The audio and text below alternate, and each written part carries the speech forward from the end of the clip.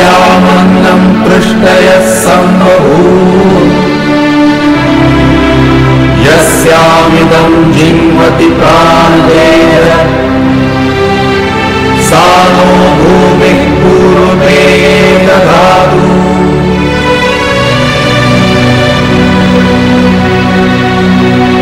विश्वम्भरा वसुधानि प्रतिष्ठा ते मध्यं पृथिवी यज्जनभ्यं यास्तुर्यस्तन्वः सम्बभूत्। दासु नो ध्येयभीनः पवस्व माता भूमिः पुत्रो अहं पृथिव्याः पर्जन्यः पिता सपूनं विपर्तु।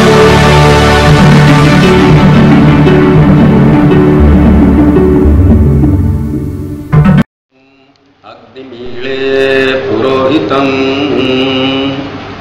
यज्ञस्य देवं ऋत्विजं होतारं रत्नधातमम्। ॐ भद्रन्नो अपि वातयमनः। ॐ शान्तिः शान्तिः शान्तिः।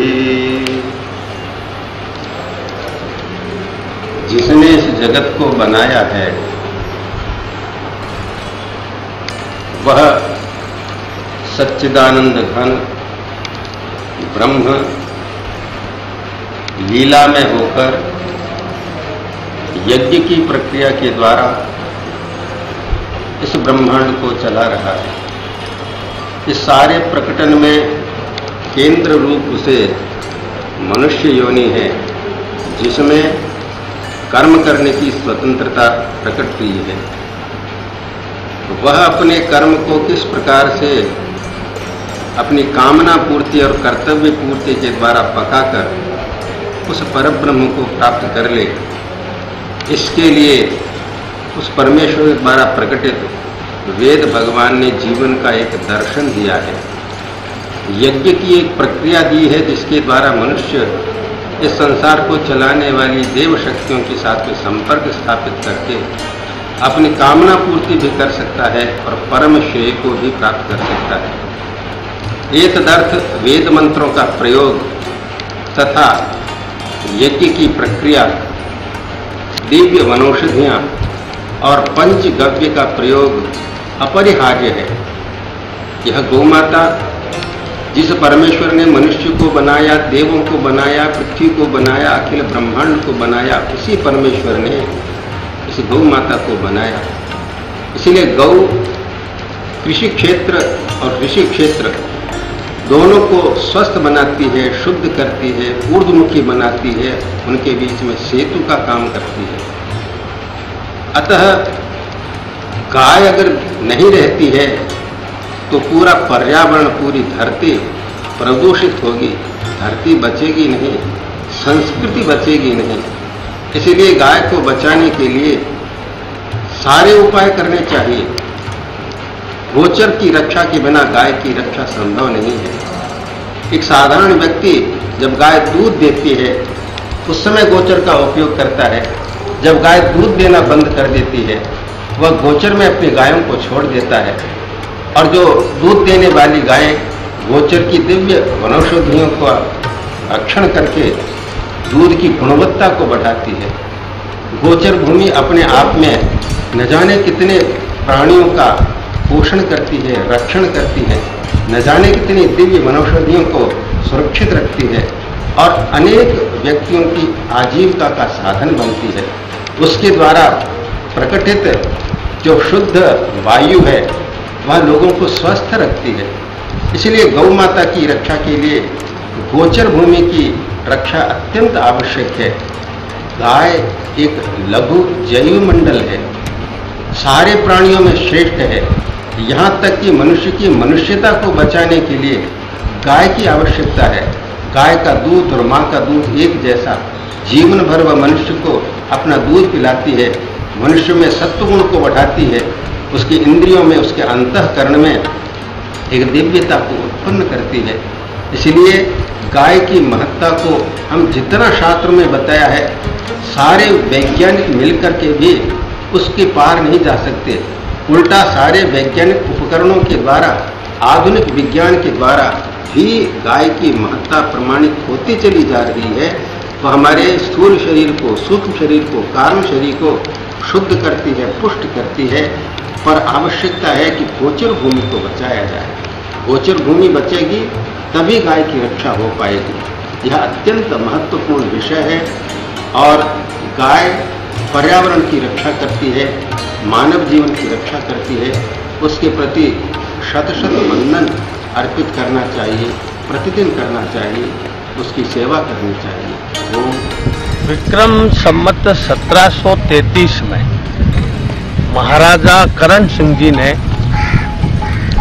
नथमल जी नथानी के प्रयासों के द्वारा ये सरह नथानियान गोचर भूमि 27,205 बीघा 18 बिस्वा सेठ नथमल जी द्वारा एक ओपन वेल खुदाने के बदले में छोड़ी गई। आज भी वो रिकॉर्ड में सारी चीजें उपस्थित हैं। महाराजा करण सिंह जी का भी देहांत हो गया। सेठ नथमल जी नथानी भी चल बसे। समय बदलता गया। धीरे धीरे ये सरह नथानियान गोचर भूमि का केस बीकानेर के स्टेट के वक्त में एक रीजेंसी काउंसिल लगा करती थी, उस काउंसिल को ये ट्रांसफर कर दिया। ट्रांसफर इसलिए किया कि भाई इस विषय में आप निर्णय करो कि ये गोचर भूमि रहनी चाहिए या नहीं रहनी चाहिए। तो आज से करीब 150 साल पहले उस काउंसिल ने एक निर्णय किया कि बीकानेर की सरह नथानियान गोचर भूमि के रूप में रहनी चाहिए और आदेश दिया कि जब तक सूर्य, चंद्रमा, नक्षत्र, तारे रहेंगे तब तक ये भूमि सरह नथानियान गोचर भूमि के नाम से विख्यात और प्रसिद्ध रहेगी। ऐसा काउंसिल ने आदेश दिया। आगे फिर आदेश में कहा गया कि अगर कोई व्यक्ति इसमें रेवड़ चराएगा तो उसको ये दंड लगेगा, अगर कोई व्यक्ति इसमें खेती करेगा तो उसको भी दंडनीय अपराध माना जाएगा, कोई इसमें अतिक्रमण करेगा तो भी वो दंडनीय अपराध माना जाएगा। धीरे धीरे देश आजाद हो गया।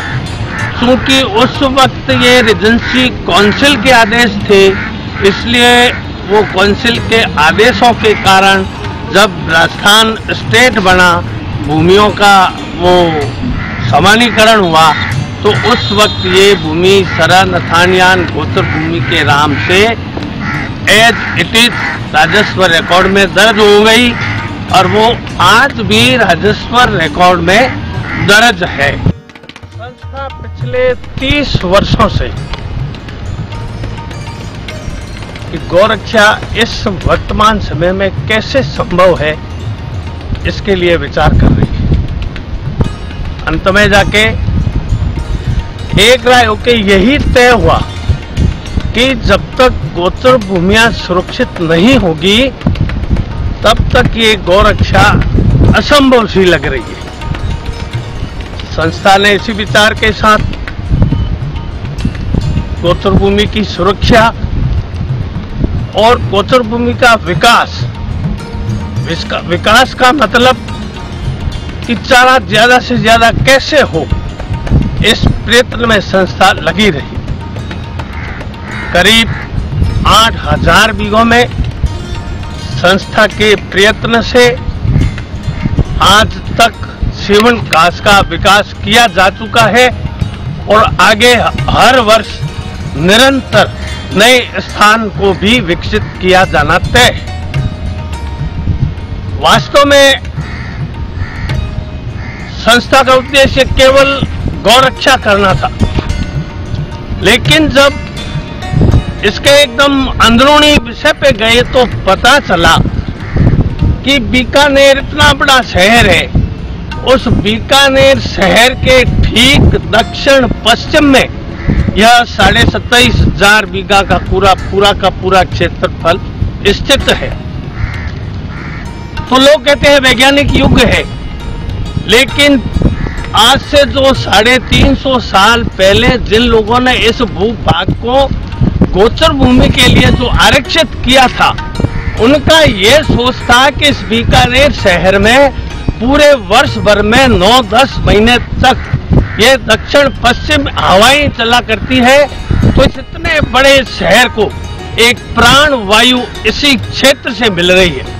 क्योंकि इस क्षेत्र में पिछले 30 सालों से सुरक्षा करने के कारण करीब 1.25 लाख तो केवल खेजड़ी के वृक्ष हैं और झाड़ बेर के वृक्ष असंख्य है। इसमें और नीम क्या और ये गुंडी क्या तरह तरह के औषधीय वृक्ष भी लगे हुए हैं। तो इतने बड़े शहर को, 10 लाख की पॉपुलेशन वाले शहर को, इस क्षेत्र से प्राण वायु भी लगातार मिलती रही है। ये पुराने लोगों का ये सोच है। अब चक्कर ये रहा कि गौरक्षा संभव कैसे है। गौरक्षा के कार्य को हम देख रहे हैं, निरंतर गौपालकों की संख्या घट रही थी। पिछले 30 साल के हालात यही थे। हमने 30 साल पहले इस गोचर भूमि के किनारे किनारे जो 10 गांव लगते हैं, उन गांवों में डोर टू डोर घर घर जाके हमने एक सर्वे किया कि अमुक व्यक्ति के पास गायें कितनी है, भैंसें कितनी है, बकरी कितनी है, रेवड़ कितनी है। तो गवों की संख्या सैकड़ों तक आके सीमित रह गई थी और हमने उन गौपालकों के उनके हस्ताक्षर अंगूठे भी करवाए थे। आज भी हमारे पास में वो प्रमाण के तौर पर उपलब्ध है। और जब से इस गोचर भूमि की सुरक्षा और विकास का कार्य ने गति पकड़ी है, तभी से इन पूरे किनारे किनारे बसे 10 गांवों में कम से कम आज से 30 साल पहले जितनी संख्या थी, आज वो 10 गुना 20 गुना तक गांवों की संख्या पहुंच चुकी है। कहना का ये मतलब है, अगर गोचर भूमि सुरक्षित रहेगी तो गौओं को निःशुल्क चारा मिलेगा। अगर निःशुल्क चारा गौओं को उपलब्ध होता है तो गौपालकों को अर्थ लाभ होगा। कलयुग के साथ साथ ये अर्थ युग भी है। केवल मान लो संत महात्मा भाषण दे के चले जावे कि भाई आप गौरक्षा करो, लेकिन ये अर्थ युग भी तो है ना। तो अर्थ लाभ होने से ही इस गौपालकों की वृद्धि हुई है और गौओं की वृद्धि हुई है। तीसरा, असंख्य वृक्ष होने के कारण गरीब लोगों को केर, सांगरी, बेर और तरह तरह खूंबी, पीपी, तरह तरह के जो औषधीय या रोजमर्रा के काम आने वाली वस्तुएं वो इस क्षेत्र में प्रचुर मात्रा में होती है। क्योंकि वृक्ष सुरक्षित है तो वृक्षों के फल भी लगेंगे। तो इसके कारण गरीब लोगों को इसमें रोजगार भी मिल रहा है। प्रतिदिन यहाँ अभी वर्षाकालीन समय में कम से कम 6 से 8 महीने तक 25 से 30 हजार गायें प्रतिदिन चराई के लिए आती है और शाम के समय में अपने अपने घरों को गौपालक अपने अपने घरों को ले जाते हैं। तो ये पूरे वर्ष भर हजारों की संख्या में गौएं इस क्षेत्र में भ्रमण करने के कारण वो गोबर वहीं करेगी। तो गोबर प्राकृतिक रूप से सूखा हुआ गोबर जंगलों का बाजार में महंगे भाव में बिकता है। तो लोगों को इस प्रकार रोजगार गोबर इकट्ठा करके भी लोग अपना घर खर्च चला रहे हैं। जैसे फलों के लिए हो गया और ये गोबर कलेक्शन करके हो गया। देखिए, जो हमारे देश में अधिकतर लोग वेजिटेरियन हैं, तो उनके लिए जो पोषण का जो मेन साधन है वो मिल्क है। और मिल्क के लिए सरकार मिल्क के उत्पादन के लिए तो बढ़ावा देने के लिए बात करती है, तो उसके लिए जो फोडर है या जो घास है वो घास है, उसके लिए ज़्यादा प्लान है। तो सरे नथानिया में ये जो कुछ व्यक्ति मिलकर के ये घास उगाने का, सेवन घास उगाने का कार्यक्रम कर रहे हैं, ये बहुत जरूरी है। क्योंकि अभी किताब आई है द पास्चर परफेक्ट, उसको लोगों को पढ़नी चाहिए। अमेरिका से पब्लिश हुई है। उन्होंने कहा है कि जो गाय हरा घास खाती है, उनका जो दूध होता है ना, that is super healthy milk, उसके अंदर सुनिए क्या क्या चीज होती है। हम पुराने टाइम में लोग कहते थे कि भाई दूध घी जो होता है पीला केसर होता है, वो पीला रंग किसके कारण आता है? उसमें तत्व होता है बीटा कैरोटीन, जो कि गाजर में होता है, ये रोग निरोधक होता है, तो ये हमारे शरीर के लिए बहुत अच्छा है। दूसरा, सेवन घास के अंदर 7 से 8% प्रोटीन होती है, तो वो क्या दूध के अंदर प्रोटीन हमारे को देती है। और तीसरी चीज क्या है कि एक फैटी एसिड्स होते हैं, ओमेगा 3 और ओमेगा 6, इनका संतुलन होना चाहिए, मतलब ज्यादा कम नहीं होनी चाहिए। और जो गाय घास खाती है ना, उसके अंदर उसका संतुलन होता है, और ये जहाँ संतुलन होता है ना, वो हमारे हार्ट को प्रोटेक्ट करता है, ठीक है ना। आजकल लोग फ्लैक्स सीड खाते हैं, या वो क्या कहते हैं कि वालनट अखरोट खाते हैं, उसमें ये ओमेगा 3 ओमेगा 6 होते हैं। और चौथी चीज क्या है कि रसायन होता है, उसको बोलते हैं CLA। तो CLA रसायन क्या होता है? वो कैंसर निरोधक होता है, तो ये भी हमारे गाय के दूध के अंदर होता है। तो इसलिए ये हमारे देश के फ्यूचर जनरेशन के लिए जो हरी घास खाती हुई गायों का दूध है, ये बहुत ही महत्वपूर्ण है। और अभी एक किताब और आई है, the devil is in the milk, सबको पढ़नी चाहिए। ये न्यूजीलैंड में बहुत रिसर्च हुई है। न्यूजीलैंड आप जानते हैं कि पूरे वर्ल्ड के अंदर मिल्क प्रोडक्शन के अंदर या डेयरी प्रोडक्ट के अंदर काफ़ी आगे है। तो उन्होंने कहा है कि दूध में 2 तरह के प्रोटीन होते हैं, A1 और A2। तो हमारी जो इंडिया की देसी गाय होती है ना, उसमें अधिकतर में A2 प्रोटीन होता है। ये प्रोटीन हमारे को बहुत ही अच्छा होता है।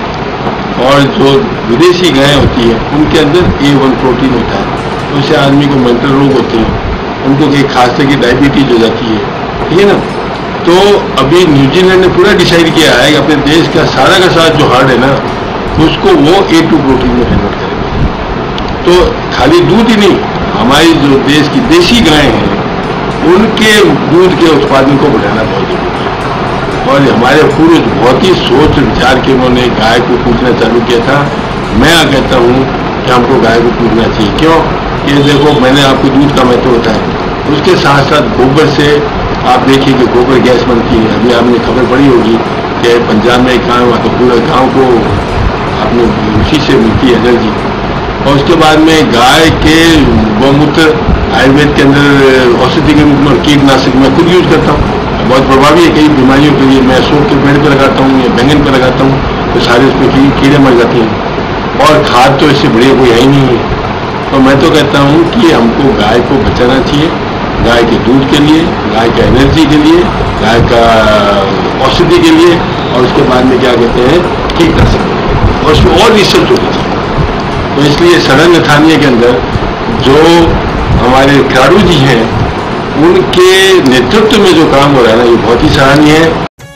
प्राणवायु भी मिल रही है, गरीब लोगों को रोजगार भी उपलब्ध हो रहा है, गौ रक्षा भी हो रही है, और ये पूरा क्षेत्र सुरक्षित होने के कारण इसमें काफी औषधीय पौधे भी वर्षा ऋतु में उपलब्ध हो जाते हैं। तो हमारे यहाँ बीकानेर में एक मोहता रसायनशाला है, कुछ बड़े बड़े वैद्य पुराने हैं, तो वो लोग इस वर्षाकालीन समय में इस क्षेत्र में थैला लिए हुए घूमते रहते हैं और वो औषधीय चीजें कलेक्शन करते रहते हैं।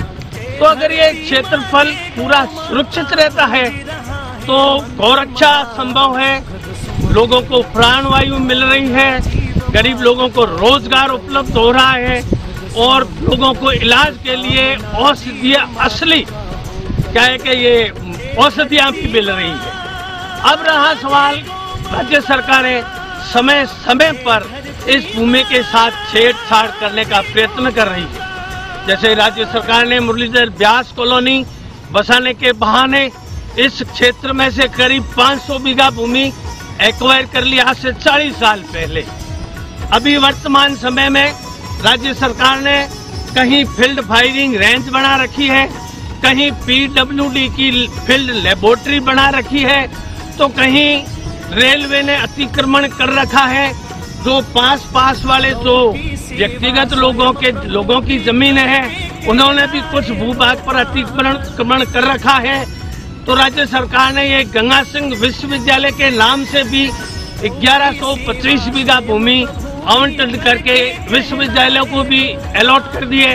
कभी वाटर ट्रीटमेंट प्लांट के नाम से एक्विजिशन हो रहा है, कभी स्वर्ण जयंती रोड रिंग रोड के नाम से सरकार जमीन हड़पने की कोशिश कर रही है। कुछ जो राजनीतिक लोग हैं अपना व्यक्तिगत फायदा उठाने के लिए तरह तरह की संस्थाएं बना करके इस भूमि को हड़पना चाहते हैं। हमारा तो एक ही निवेदन है कि अगर ये भूमि सुरक्षित नहीं रही और ये नहीं राजस्थान में इसी प्रकार की जो भी ओरण गोचर और पाइथन के नाम से जो भी भूमियां सुरक्षित है, अगर वो सुरक्षित नहीं रहेगी तो ये जो मान लो प्राकृतिक जो ये वातावरण है, प्राकृतिक जो ये प्रक्रिया है, ये भी पूरी की पूरी फेल हो सकती है। तो हमारा तो निवेदन यही है कि इस सरे नथानिया और अन्य इस प्रकार की भूमियों पर राज्य सरकार कोई अतिक्रमण और कोई आवंटन कोई भी एक्विजिशन नहीं करे और अगर जो हो चुके हैं उनको भी हटाने की कोशिश करे। रहा सवाल, हमने आज तक ये विकास के नाम पर हमने इसमें सेवन दामन ब्रोट करके 8000 बीघों में तो हमने सेवन घास को लगा चुके हैं और आगे निरंतर हर वर्ष 1000 2000 500 बीघा में जैसा भी हमारे पास में संसाधन है, जितना संसाधन है उसके हिसाब से क्षेत्र को बढ़ा रहे हैं। वर्क काम बहुत बड़ा है और संसाधनों की कमी है, लागत बहुत बड़ी है। अगर 1 बीघा जमीन को सुधार करके अगर सेवन घास उगाई जाती है तो उसमें करीब 4000 रुपए का खर्च आ जाता है। तो ये खर्च भी बहुत बड़ा है। सेवन घास की ये विशेषता है कि एक बार लगाने से ये सेवन घास वर्षा होते ही सैकड़ों सालों तक सोते ही अपने आप ये सेवन घास हो जाता है। कहने का तात्पर्य ये है कि अगर कोई व्यक्ति अपने पैसे लगा के आज कोई एक क्षेत्र में सेवन घास उगाता है तो उस व्यक्ति के मरणोपरांत भी उसके पैसों द्वारा लगाया हुआ चारा गौओं को मिलेगा। ये बात एकदम निश्चित है और ये कभी सेवन घास खत्म होने वाली चीज नहीं है। मेरा तो निवेदन है कि ये जो 27,205 बीघा 18 बिस्वा भूमि है, इसमें से ये एक्विजिशन अतिक्रमण अलॉटमेंट करते हुए अब मौके पे 22,000 बीघा भूमि बची है। तो हम राज्य सरकार से तो ये निवेदन करना चाहता हूँ कि आगे कोई भी अलॉटमेंट कोई भी एक्विजिशन इस प्रकार की भूमियां जहां भी राजस्थान में है राज्य सरकार न करे। और जनता से भी अपील करता हूं कि इस प्रकार का जहां भी राजस्थान में कार्य हो रहा है तो पूर्ण रूप से सहयोग करें और राज्य सरकार पर भी दबाव बढ़ाया जावे ताकि सरकार इस तरह के अवैध और अतिक्रमण और आवंटन अलॉटमेंट नहीं करे। जय गौ माता, जय गोपाल।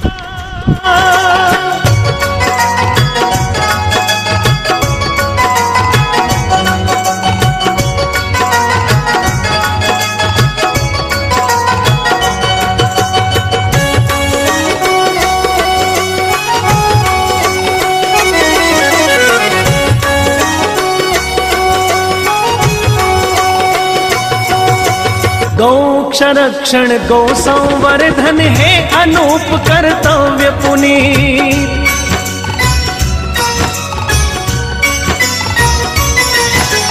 गौ संरक्षण गौ संवर्धन है अनूप कर्तव्य पुनीत। अभय धाम हो अभय ग्राम हो सभी के मन में गौ की प्रीत। कोटि कोटि जीवन व्रत धारे पूर्ण सफल हो शुभ अभियान। सुखद सुमंगल विश्व कामना जीव मात्र का हो कल्याण। सुखद सुमंगल विश्व कामना जीव मात्र का हो कल्याण। जय धरती माँ जय गौ माता, जय धरती माँ